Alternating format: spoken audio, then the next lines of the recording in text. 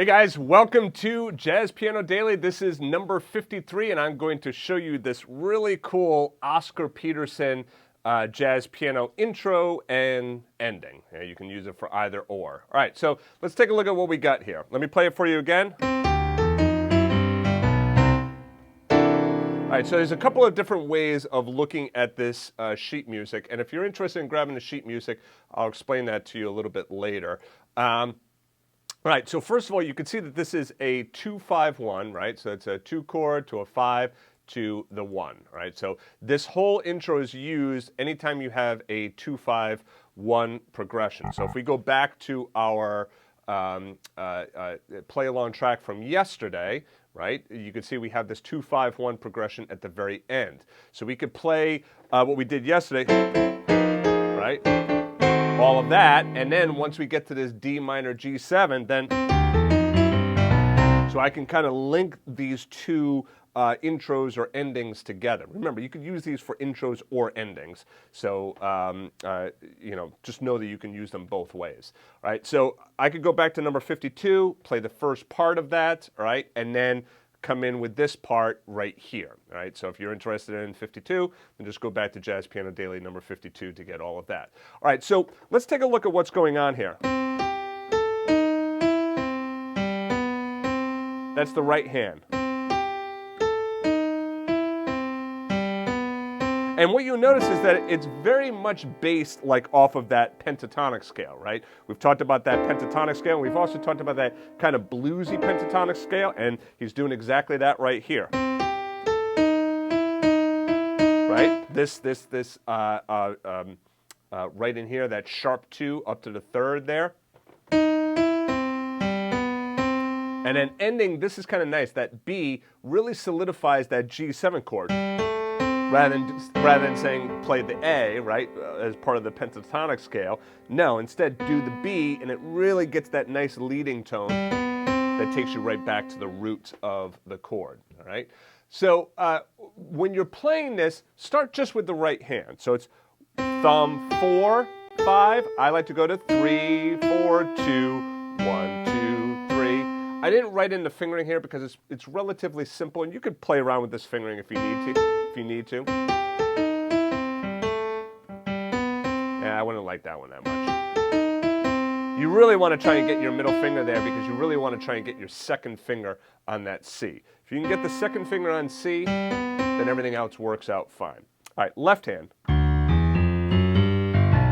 Pretty simple. You could use 5, 4, 3, 2, 1, 5, 3, 2, or sometimes I even start at like 4, and I go thumb, second thumb. So whichever fingering works best for you. Together. Right? And then you could end it right there. Right? So you can see you can end it right here on this short C. If you're going to go back to the beginning of the song, right? This is where you could play like a an alto chord or something like this. Here it is, a G sharp 11, sharp 5 in there. Okay, so a G augmented chord. Okay, and then that would take you back into the C. So let's say that you're playing a blues or something. G7, F7.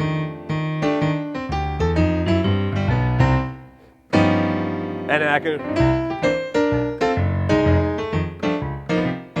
go back into my blues from there, right? So if you're going to go back to the beginning of the song, you could play this G7 and then just know that you would repeat right here, right, and go back to the beginning.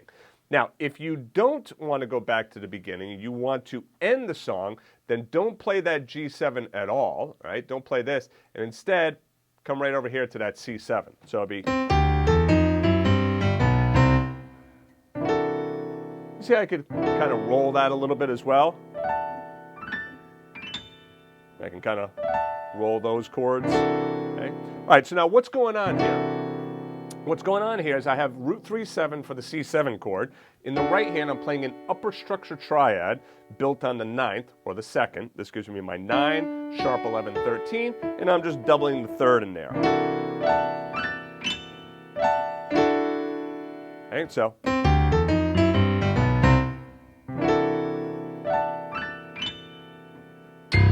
Right, you're going to just hit those C's in octaves. All right, so there's many different ways in which you can utilize this intro, right? So like I said, you could use it as an intro.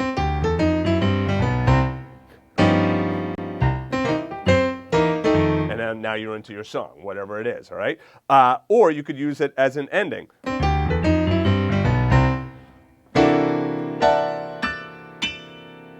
So I would suggest trying to go back to Jazz Piano Daily number 52, get this,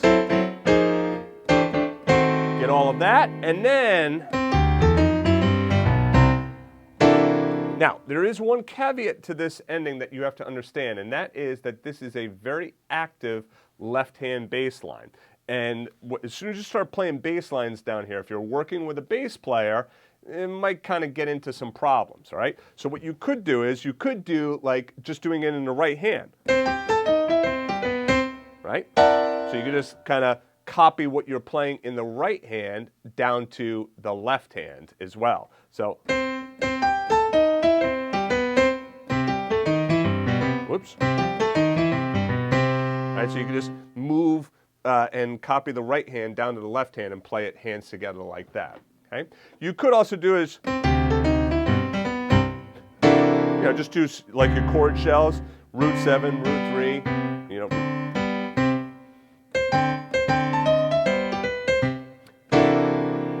So many different options available to you. Now, if you'd like to grab the sheet music, just go ahead back to jazzpianodaily.com or take a look at the card that just popped up in the top right of your screen. I'd like to also remind you that if you haven't subscribed to the channel, please do so, and please leave your comments. I do respond to comments, so if you have any questions, go ahead and leave it in the comment area below. All right, that's it for Jazz Piano Daily today. I will see you guys in tomorrow's lesson. Take care.